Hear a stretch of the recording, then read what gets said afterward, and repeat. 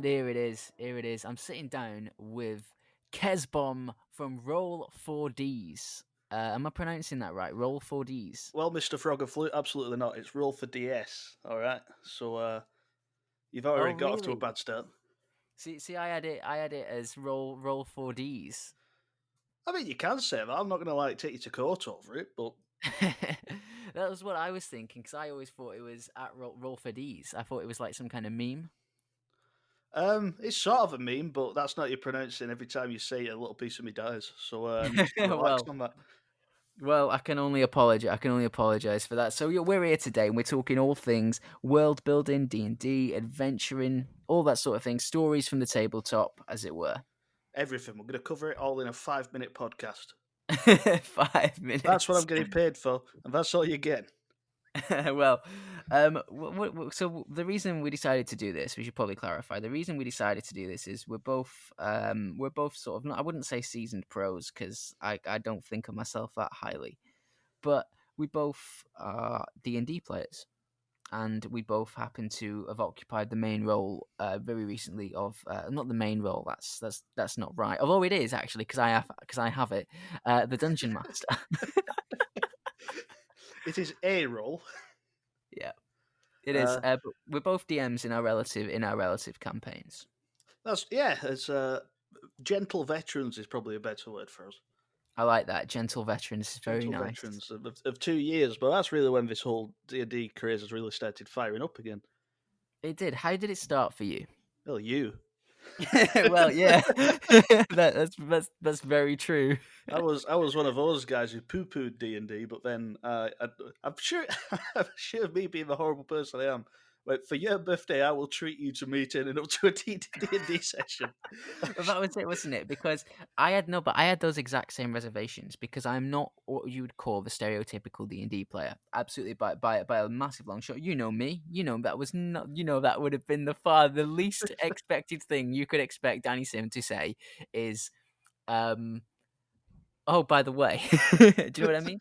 Yeah, yeah. It was completely unexpected. I was introduced to it. I was entrapped actually into playing D&D the first time. I was honestly. So, someone a friend of mine who I worked with was very into D&D, and we sat together, and he would constantly talk at me about D&D. And I was numb to it. Do you know what I mean? I was just like, yeah, oh, that's nice. Yeah, all right, all right. And one day he's like, oh, let's create a character for you. It'll be funny. And I'm like, okay, sure, why not? You know, I'm a seasoned procrastinator, right? So when I'm in the office and I get an excuse to waste 5 minutes of time, I will waste that 5 minutes of time. So I was like, all right, let's create a character. Well, And I'm sorry, I've got to call you out already and pretending that it takes 5 minutes to roll up a D&D character. well, that is true. That is true. It did take a lot longer. And I rolled up a dragonborn pirate called Darnie. Oh, I remember Danny. That's it. That's it. He was because I couldn't be bothered to think of an invented name, so I basically gave him my name, with a few added. It's basically Han Solo, but me, and that's all the character was. And he then was like, "Hey, now you've got a character. You can play. What you doing Friday? Busy. Oh, what you doing this Friday? Busy." Do you know what I mean? And it continued until Easter Bank Holiday 2018, when I went to the Tap and Barrel in Wigan Town Centre with my friend from work, and it was an Easter Bank Holiday, so we got there with a set intention at 1 o'clock in the afternoon, which was absolutely get wasted. And we did, very much so. Me especially. I treated myself to double Jack Daniels. Well, you got to. Um, and then I go to the bathroom and I come back, and my mate is at the table with some dice out, with with like a little book filled with drawings, and Oh, God. I'm like, oh God, it's happening, isn't it? It's happening. Oh my, I can't believe this. It's happening, and I loved every minute of it. So your first D&D session was inside a pub? It was, yeah. It was Oh, God. upstairs at the Tap and Barrel. There was no Oh, one right. else. There was no one else around. And Shrek the Third was playing on the TV behind. I was Superior looking at it. Shrek, some have argued. Well, I'll let you have that, but and that was my very first D&D session, and I got absolutely hooked on it since. And that's how it started for me. And then through me being unexpectedly interested in it, that's when I said to you, I said, mate, there's something you need to try. But you were having none of it. No, I was that guy. I think it's because you get all these like preconceptions in your head because of like TV and stuff like that, and you think, oh, I'm not. That's not me. And it's the tyranny of I don't want to get too deep into much of like this geek culture thing that's going on where you can't just quite dip your toe in it sometimes for things. But then I ended up going to a session, but we rolled up a character on my couch first before we went to that session, and I remember I knew we nothing about the actually. setting we were going into. I had no idea how I would be starting. And so I said, I'll just put like is a gnome sorcerer called Gimbal Fizzletwang. Something like that. And But what a fantastic character. We did a little practice session as well, didn't we? not with Gimbal. That was when Michael, who's also on the podcast, was playing his first session, and I was playing someone else because Gimbal went missing. And I think he was stabbed by paladins. I can't remember anymore. But It yeah, was. I remember my first spell I cast in D&D was Wall of Fire, which is a ridiculous spell. It's like, well, you have to be 10th level to cast it. Well, So I I had had no to. idea how the magic system worked at that point. So when you asked me to DM your first session, I was like, yeah, but no magic, 'cause I don't know how it works. And don't And worry, then, because no one knows how it works still. good, good. I'm convinced it's all a myth. But this is interesting. So then after that, after we did a practice session, I then convinced you to come to my weekly D&D group. Yes, yeah, And what a convinced. night! it was it was pretty much just like a well, them sessions went so long. They were They did. ridiculous. We I mean, used to it was play good. for. Don't get me wrong, but they went so long. I didn't know that I was signed up for like some 8 hour session. We did. My group. We used to play for 8. I mean, 8 hours was a short one. Don't get me wrong. 8 hours was absolutely a short one. The longest we did was 16 hours. My God. We But started there wasn't any like designated breaks. It was just people would pop out of the room to go have a slash, like me because I've got like the bladder of a kitten. I'll disappear 20 times, it. and we just get a load of beer and have a laugh and eat stuff.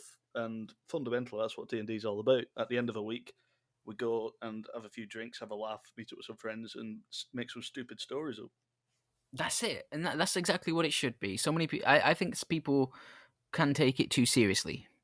But the reality is, for me, D&D is just as much. Like, don't get me wrong, I love the game. I love the mechanics of the game. I love the worlds that I come up with and the characters and all that. As a storyteller, I love it. But some people that I know personally take it far too seriously. I remember when I was very much because I'm a slapdash D&D player. You know, when I'm not DMing, I'm an absolutely slapdash player. I'm just I don't care for my characters' stats or background or lore. I can just be, and I think you have this too, which is we both quite like being the center of attention. So so in a D&D game, I can, and honestly, some players hate me because of this, but for me, I want to be the center of attention. So I absolutely do the most ridiculous and absurd things, and then when my character Deadeye, the rogue elf assassin, do you know what I mean? You know, this Resident really edgelord. resident edge lord, absolutely. He's basically he's Shadow the Hedgehog, but with a bow and arrow, right? Imagine That Danny but sassy. can be sassy. And that was it. And then so my character did. I met your character Gimbal, and the the sorcerer who'd been living up in a woods who somehow got to level 10 and wandered into the town with a desire to plant tomatoes. It was a but loose backstory. We worked it out while we were playing. it was. And one of the best things I loved about it is the fact that our characters in particular got along well, not necessarily well, but I mean in terms of interaction, and it's something I love to see in my games is when character interaction takes over. and you lose all sense of story, setting, and you become intensely focused on just an interaction between two characters. Like, it doesn't matter where you are, what you're doing, what the backstory is. There's 5 other players sat at the table waiting for their turn, but they're not getting, they're not even getting a word in. I think one of my highlights of being a DM was in the first campaign I ran. It was towards the end, and essentially we had to go and sort this green dragon out. She And do. they genuinely spent like 2.5 hours talking about whether they should go into this cave to get the green dragon. Like, I just sat back, and they were just chatting. They were weighing up the pros and cons. That's where that world, like, it felt so real to them. They felt like whichever way they chose, something would happen, which is true. You know, it's a good way to have your world. It's flexible. It's constantly fluid. But I was just sitting back listening to these guys. They were just talking about whether they should go kill this imaginary dragon in this imaginary world that I made up at the computer. And it's them moments you really look for as a DM, and it's a high you're constantly chasing. Yes, it is incredible. Which leads us on to what we're here to talk about, which is basically being a DM. So, but and I want to start with, how did it start? Because obviously you didn't start off as a DM. I think everyone sort of starts as a player and then sort of transitions, gets elected, whatever, to be the DM. Well, I think I was because it was a weird transition because I was on this stance of like I don't want to play D&D, but then when I started playing D&D, I was like, well, I don't want to be a DM, and then I started being a DM, and it's pretty much the main thing. Like 90% of what I play with D&D is me being as a DM, Yeah. which I love. Don't get me wrong, I have no gripes about being a DM. I absolutely love it. And so when I got started, I was making this world, and we'll get onto it when we start talking about world building. But I went completely overboard on making this world, as you do for your first one. Yeah. But I had some friends, and I just asked them. You was in my first session I ran actually, weren't you? But I asked them, I would you be was. interested in playing it? Apparently, they were secretly, stupidly eager to play. So it kind of all fell into place quite well. But Yeah. And how did it go? How did your first session as a DM go? well, it went 8 hours. one, one of our players ended up down an entire bottle of Kraken and went into a Kraken coma. I remember that. It was Michael. It Poor was Michael. Michael. Poor Unfortunately, you don't get Michael. that stuff on the podcast. Apparently, we have to be professional and remain relatively sober. It was honestly, because I played a character, a vampire, at your first session. I did. I played a vampire with no logical backstory as to how Misty Step should be used. Yeah, So I well, you said we still don't know how magic works. We still did it then. This was like 2 years ago. Misty just, Step was a bonus action, so every trap and every slight hazard I put in place, you went, fly over. I even stopped doing it during combat as well. Like, I just did it for Razzmatazz. Like, oh really? Oh really? Okay, that guy wants to try and intimidate me. Ah, well, I'll appear behind him. That'll freak him out. Like, as just freeloadingly just using all these things. And charm person. Oh my god, my, charm person. my God. Hi. It was certainly an interesting thing because I was watching a lot of he's called Runehammer on YouTube and he does a lot of like crafting for D&D, and so I made like this entire room. You remember all like the insulation board stuff I painted up and that, and Yeah. it was like these really interactive rooms and they were such fun. I've since moved away from that stuff, but I'm kind of drifted back into it. But then you ended up in a town, and then we moved on to another town. And so in like one session, we were just skipping all across the world, and it was in hindsight, just slow down a bit, you know.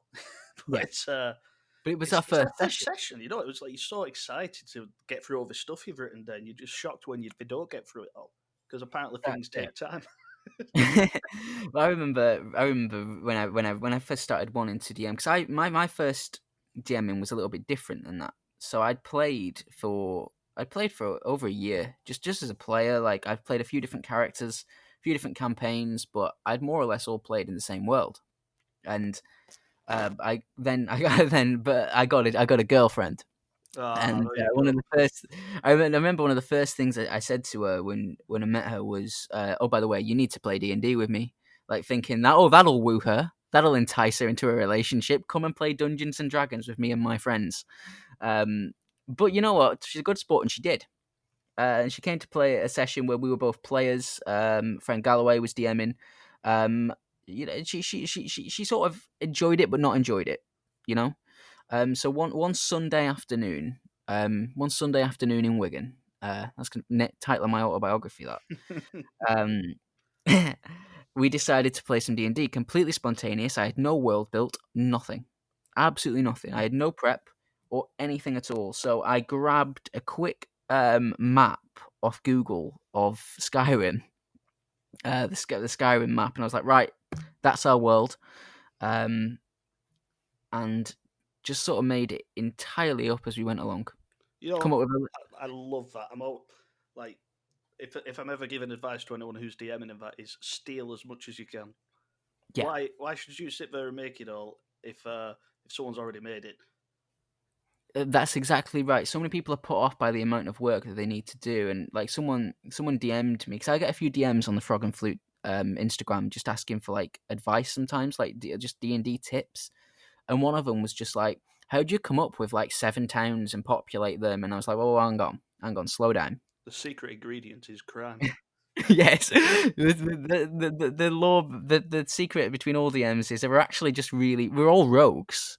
We're just thieves with an exceptional advantage and sleight of hand, and that is the secret of being a DM. Is you just find something on the internet that sort of looks like your idea that you want it to look like, and then just adapt it. Yeah, absolutely. The key is to bend it enough where it seems to be yours.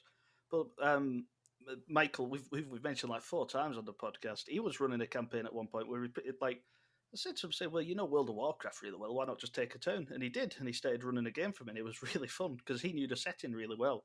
That was his thing.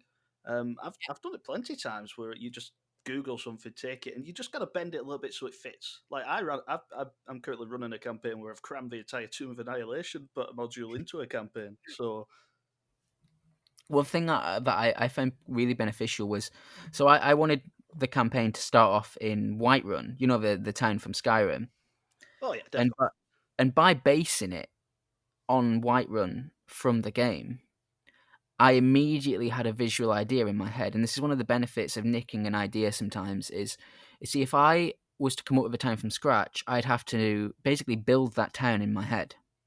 Whereas with Whiterun, I didn't. Like I knew it. So you walk through the gate. You've got the blacksmith on the right. You've got to step up to some other houses on your left. You walk past. There's your house. There's next to the blacksmith.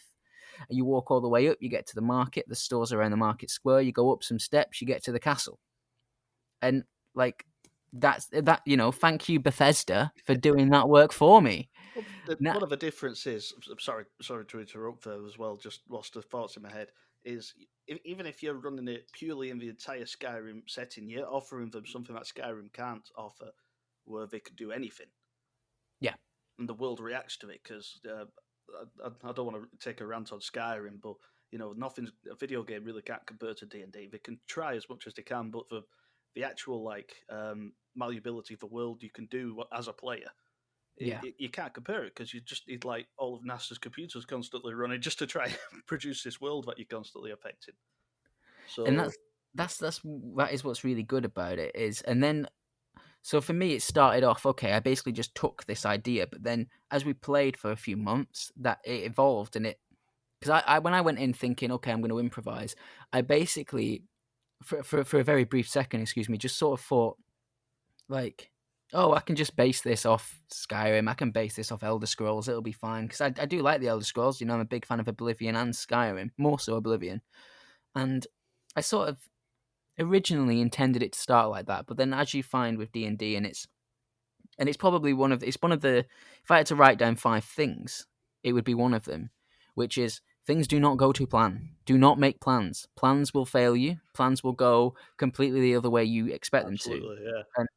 And that's what the campaign did. So, and after we played this one session, I was like, "Wow, do you want to play again sometime?" She was like, "Yeah," and I was like, "Wow, okay, great."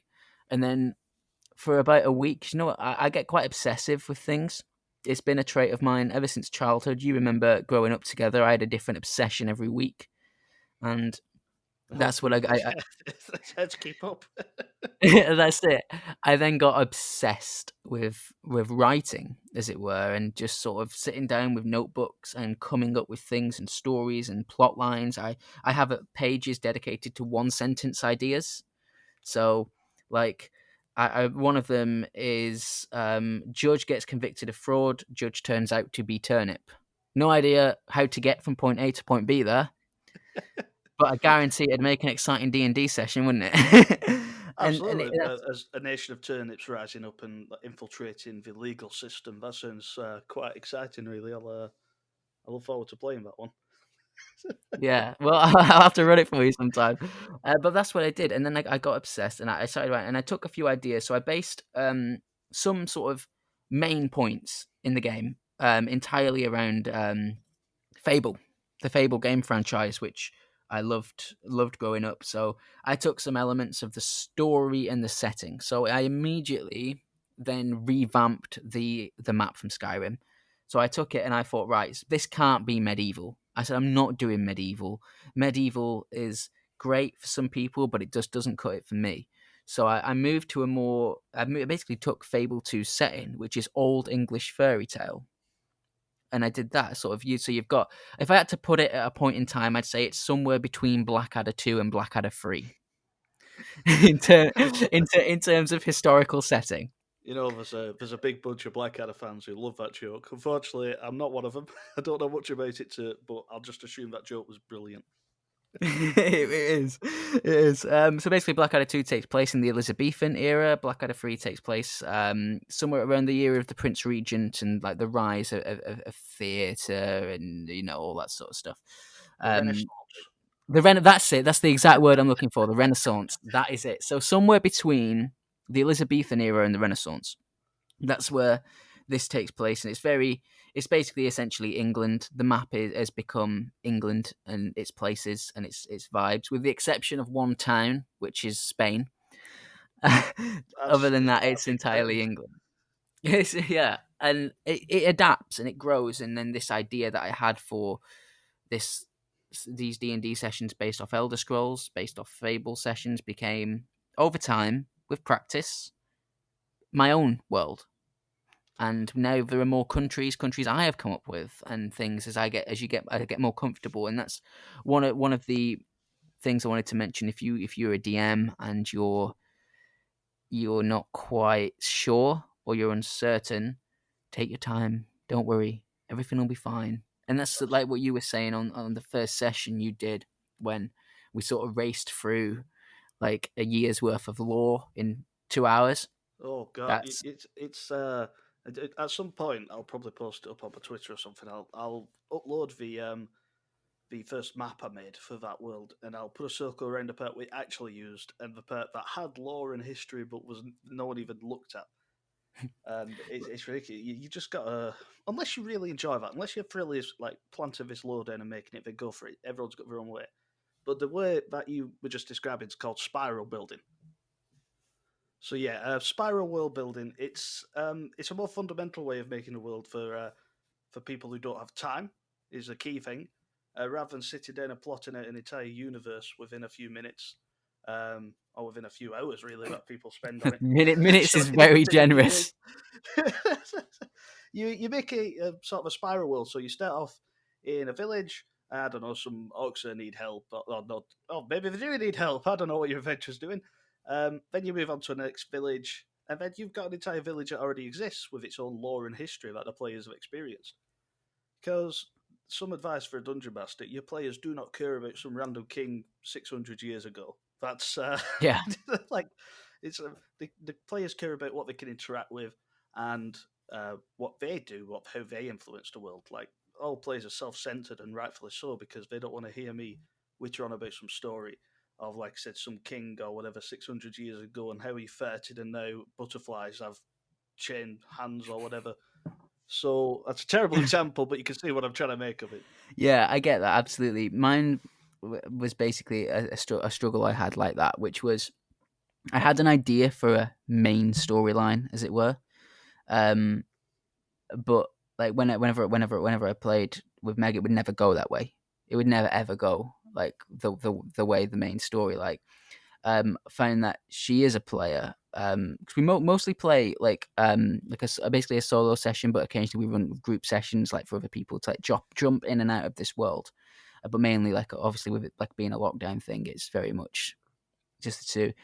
of us, and it's like I have this idea for this main story, which was actually quite a good idea, uh, but it it never ends up like that. Like, so, for example, there's a guy that we've established who's like an ancient.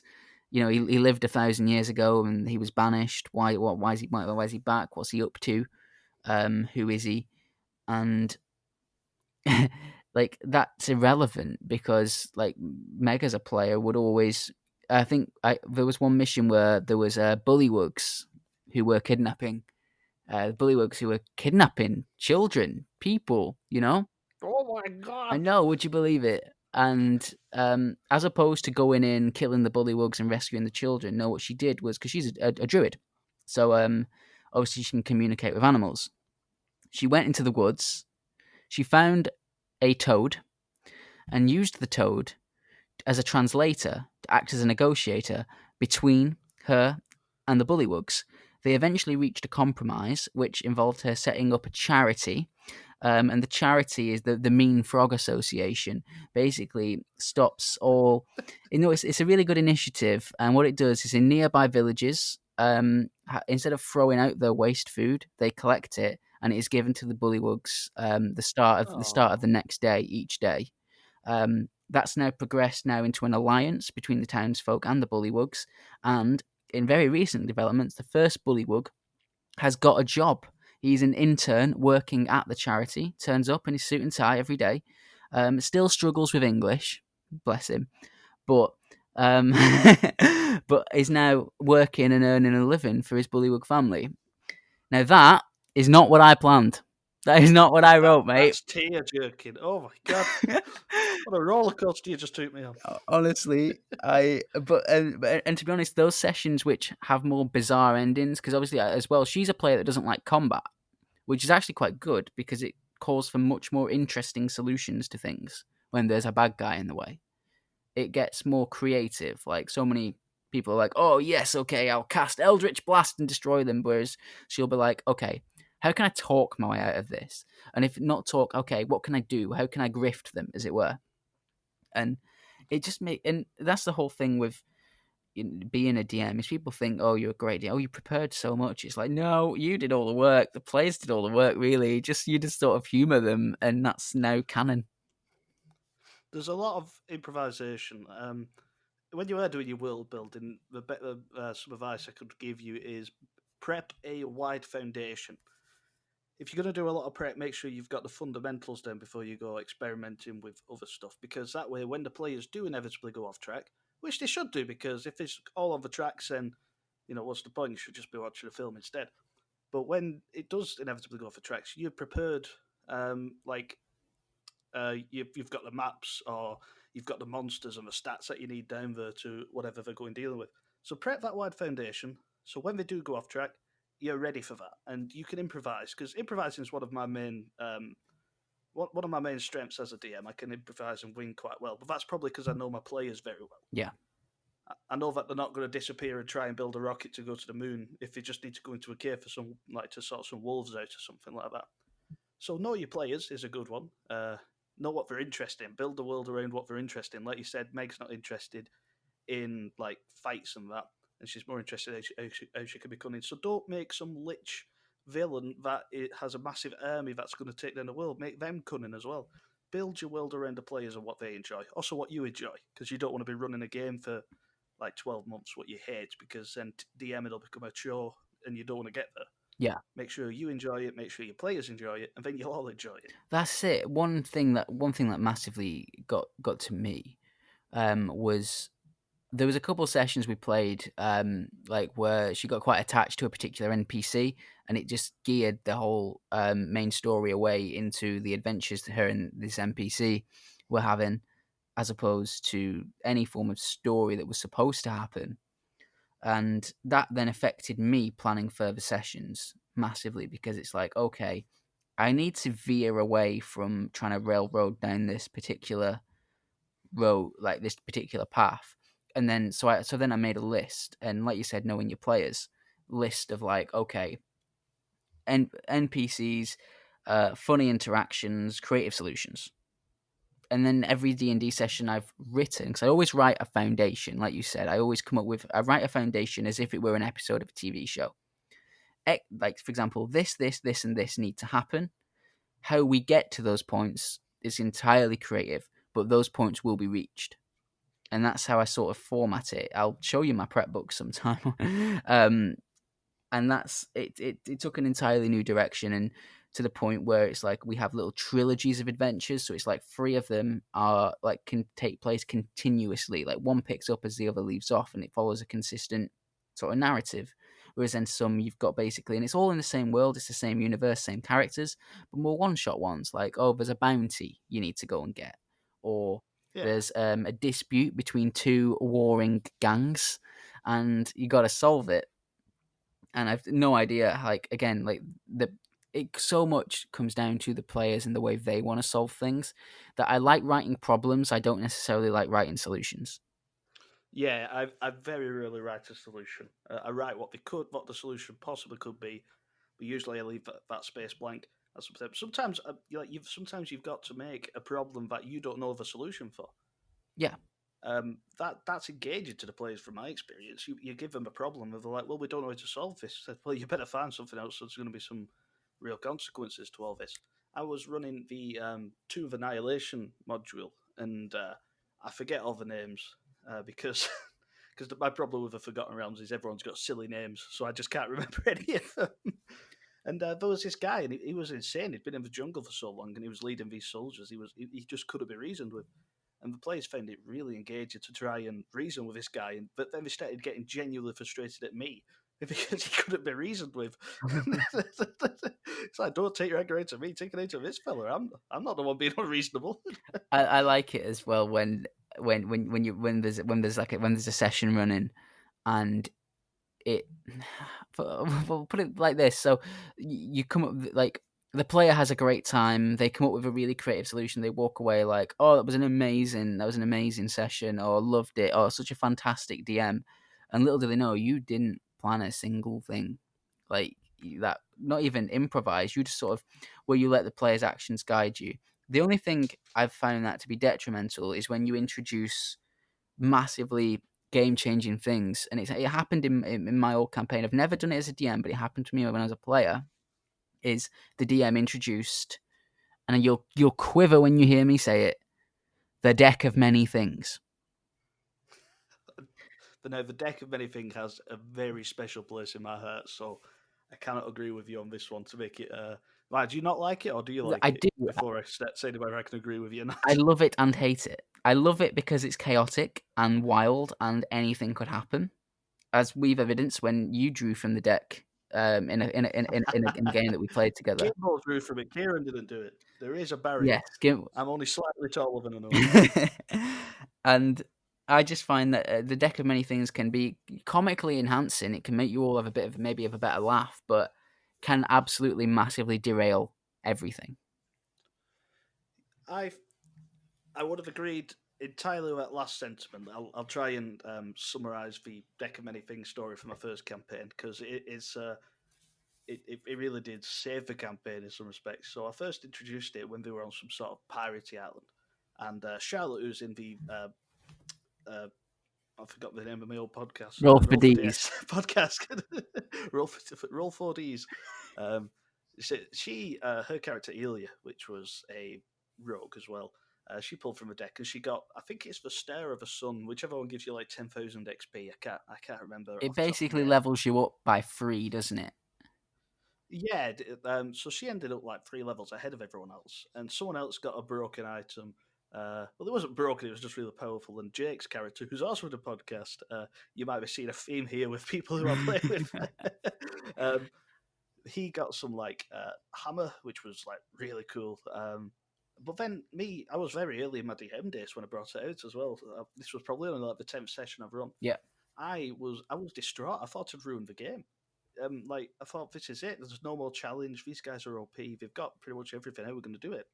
Gradually, after some sort of very smooth fixes and like repairs, it got to a place where it's stable. But as there was this lingering deck of many things that they kept with them. Yeah. Fast forward to the end of the campaign, it was just Michael's character standing, Kenrithad, some cool, sketchy warlock, which is very much a theme for Michael's characters, who's now been mentioned 6 times. He's going to feel special about himself. It was just him standing. Everyone else was either dead or unconscious, and this lich who'd been tormenting this land was just about to succeed. And Michael pulled out the card. Could have sent him into the void, and we've lost the entire campaign. He pulled out Moon, like genuinely held out the cards in front of him. He pulled it. I didn't fudge a damn thing. He pulled out Moon, which grants some wishes, and he got one wish. And he said it was a bit of a meta wish, but it worked. He said, like, I wish we were back to how we were after our last rest, and they all healed up. They were all at full health. This lich was nearly dead as it was, and they absolutely whooped him. And it was such a climax to the campaign. It was fantastic. It was one of the best best sessions I've run easily. That climax to that campaign, Yeah. and that deck saved the campaign, and it created such a cool twist almost in the story narratively. So that's why the deck's got a very special place in my heart. But it also wasn't just the fact that the time you first drew from the deck, you that made no sense, and Chris, who was David, had every right to just say, "Kieron, that's stupid. Why would you ever do that?" But no, he took me into it was at your house, wasn't it? yeah. He took me into your kitchen, and he taught me through it because I was so new to DM. I knew what a lich was, but I didn't know how you could translate that across. And he worked so hard to make it work, and all the credit in the world to that man. He's brilliant, isn't he? Oh yeah, The way it worked was you basically surprised all of us by becoming a it lich. made no sense. So, like all of it. So, from an in-game perspective, right? So, I'm going to give you Deadeye's point of view on this whole thing, right? So, he's chilling. He's having a very nice Sad. time, right? You know, he's just on a bit of a mad adventure. He's just kind of there because he gets bored easily, and these people make him laugh. And he's there, and he makes this friend, this little farmer, this gnome called Gimbal, who is obsessed with tomatoes. Deadeye finds him quite amusing, not gonna lie. He's just like, oh, okay. Bit of comic relief, you know what He's it like, is. this guy's great. We need to keep him along. And all of a sudden, this he becomes a lich, man. there's no easy way of getting there. He became a lich. And you were the villain of the session. I'm now a supreme lord of the undead. Excuse me, say again. Yeah, I remember some horrible Leviathan thing turned up to. Whose character was your character always arguing with? Whose the ship was? It was, I believe it was McMills's character, Tau. He was the one with metal arm. That's it. He had a metal arm. Yeah, he was a machinist. Yeah, Leviathan thing turned up to kill that, and I just summoned this army of the undead, and Chris ran it super narratively. It was so cool as a moment, but it made no sense. And all the credit in the world, like I said to that man, because he had every right to go. Well, tell me why Gimbal would want to be a lich. Well, Kieron wants to be one. But it works, and it was fun. It was really fun. Unfortunately, I wasn't there for the end of that campaign because apparently Gimbal made a return. Yes, yeah. Would you believe it? So basically, what that campaign, and it's going to leave you onto the final question for today. But one of the best things that I just want to give a mention to that campaign because it was fantastic the way it was held and what happened, and basically there was basically a big fight. The world ended up, well, we accidentally opened a box that we shouldn't have done, and it unleashed hell on earth. So that the world and the realm as we knew it was destroyed, and we played this campaign for a year. So we've been going for it for a solid year, twice on a Friday and Saturday, twice a week, 16 hours a session. It had built up for a year. It's exhausting. Oh, it was. And then there's the second to last session, where we were allowed. We basically reached the conclusion that there was no way to fix what we did, so we had to get creative. And the DM Galloway introduced Chronomancer to the session, who obviously then enabled us to go back in time, and we endgamed the whole thing. Like, we went back through our previous sessions, our highlights. Like, Galloway had asked all of us privately and not told us why, what our favourite sessions were from the past year, and we went back into each of those until we reached the point of that box opening, and we just shot the guy, stopped him from doing it. That was it. Vintage. I loved it, and it was one thing I'm going to ask you, and I want you to answer this first, just as the last question for today. Go ahead. What is the moment for you, whether be it as a DM or a player, just in D&D world, what has had the sweetest payoff? Like the sweetest moment where it's just all it has all been worked so well and it's so satisfying. Oh, in like regards to twists and stuff like that. Yeah, Oh, there's been a few. Um, I've got to say the climax to first campaign was definitely up there. I did run a mini campaign. It was like 10 sessions. We called it Yeehaw very jokingly. It was pretty much like a Deadlands setting from the Savage Worlds thing. It's like cowboys, but demons and ghosts and stuff like that. yeah, And like everyone had such brilliant characters. I played it with everyone who's on the podcast. Actually, it was sort of like like I've played that group a lot, but it certainly did help with the role playing aspect because it was very heavy role play that campaign.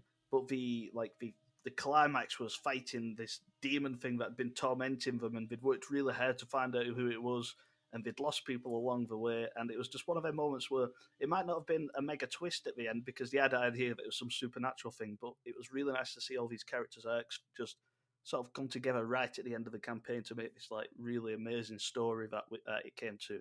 So I think that's definitely up there. That's my most recent one, anyway. yeah. For me, it was a case of, so I'm going to provide you the story of what happened in the session that led to the point. Um, basically, um, cat player falls in love with NPC, right? In game and out of game, it was all she talked about. Was this one NPC, and it they eventually he basically betrayed her. And he basically sold her out to this guy whose girlfriend she had killed. So he came to kill her. So this NPC that she'd really fallen for betrayed her, and she was about to be publicly executed. Dragon turned up. It all went a bit chaotic, and this NPC that basically she escaped, and the NPC that she'd fallen in love with was very gravely injured by what had happened. It actually, I rolled but he survived, and they met again in the sewer during the escape from the dragon. Oh, beautiful. They met again in the sewer, and he was really injured, and I was like, oh my god, she's gonna face him down. It's gonna be a duel in the dark sewer with the music. This is gonna be so incredible. Um, and she gave him a health potion and encouraged him to get up. Oh, And oh man. I was like, that must be traumatic. So I thought really for a second. I thought, how is he gonna feel about this? So I rolled a d20, and in that d20 was basically a scale of how bad he feels. If it's a 20, he'll get back up and he'll escape. If it's a 1, he'll feel pretty damn bad and guilty about betraying her. I rolled it, and it rolled as a 1. And in an act of guilt, he basically committed seppuku. What? Oh my I god. know, I know. He was Oh he was jeez. ashamed. This character, this NPC, of because that's where I reached, and it's where you got to go with that quick thinking improvisation we were talking about before. He he was basically so ashamed of what he had done and the guilt that he felt, that he had no honor, and I think the fact that in his head at the time, in this character's head at the time, he's thinking, wow, I've just screwed this person over and they have saved me, and he felt honorless as a result of that. And as a thief, which was basically his thing, he was basically like a stereotypical mafia crime boss. And he had no honor, so he took his own life in the sewer. And as I looked across at Mega, she was playing this. She was crying. She was crying her eyes out, like in real life. God, And you've done something there. that was the moment I was like, wow, okay, this is good. And that was probably the most satisfying thing for me, because as a DM, you're essentially a storyteller with an outlet. So the story that I told got such an emotional impact. I'm gonna counter what you said though, Yeah, with a different opinion. Where you said the dungeon master is a storyteller, I would very much argue the players are the storytellers. Um, I don't. Well, the DM might write a story. The people telling that story is the players. Because imagine writing a story but having no one there to play it. yeah, that's true. You That's know, true. Yeah, it's and I think if DMs realise that, because DMs put so much pressure on themselves, going back a little bit to world building to make this fantastic thing, they kind of feel themselves as the storyteller. They need to create everything. It's like no, it's just as much on the players. You're just kind of putting a ship in and they're sticking their sails on and taking it wherever it needs to be. yeah. No, you're absolutely right. You're absolutely right. It's collaborative. It's everybody's story, Absolutely. not just the DMs. But it Oh was that yeah, for sure. for me. That was the sweet moment. That was that sweet spot where it was just like everything about what has happened has gone perfectly. Yeah, they have an amazing effect on the players. Yeah. NPCs do. I had a guy called Monsieur Baguette with a terrible, terrible French accent, and the players absolutely loved him. And when he died, it was like it was a bit of an upsetting moment for everyone. It was like this French, like, oh, it was ridiculous. It was like this French waiter in a jazz club underground that sells drugs, and his name was Monsieur Baguette. And people had a genuine attachment to that guy because he was helpful. He was a little bit funny in that. Yeah, But NPCs, like they flesh out your world so much, they do. and they create moments like that. But you've got to know your NPCs to make those big decisions. That's it. NPCs is something I'm hoping we can touch on another time, Yeah, because I think next NPCs time deserve an hour of their we should own. discuss that. Oh, I absolutely, love and how to NPCs. make them Well, that's it. That's short form. Give them a silly voice. Ha ha ha! There you you'd go. You've made the best NPC. be surprised how easy it is. It's all in the voice. It's all in the So voice. roll for DS. What is That's happening? the one. Give it a plug. Sell what you got to sell. Well, we've got a couple episodes in pocket which are coming out because obviously with the lockdown we can't go recording our sessions and we don't want to do it online. So we've got a couple sessions that'll be coming out. We release every other week just because we're all full time working people. Roll for DS, you'll find us on Spotify, that Apple's podcast thingy that goes on. Anchor's our thing. If you go on there, it'll tell you all these other platforms that we're on. Ones I've never even heard of. It's done all the work for us. I think I've just accidentally shilled for Anchor. But Nice. oh my god. I get that. I absolutely get that. And you're all rolling frog and flute dice at the table. I gotta you just double check. Uh, do you know what? Everyone except Dom. So if you could all publicly harass Dom to get some frog and flute dice. Publicly shameless. So say if you you're hearing this, do go on Instagram and tag at Roll4DS, and just say, Dom, what are you doing? What are you playing at? Right? Why haven't you got those dice, man? Exactly. Dom won't be able to see it because he's off the grid. But we'll get the message back to him. So it's Roll for DS. We release every other Friday. Provided there's not a super lockdown going on, we'll be releasing content in the middle. I'll be doing sort of talks similar to this with people in the podcast, outside the podcast as well. Fantastic. Well, that's all from us. We will see you next time. All right, Civi.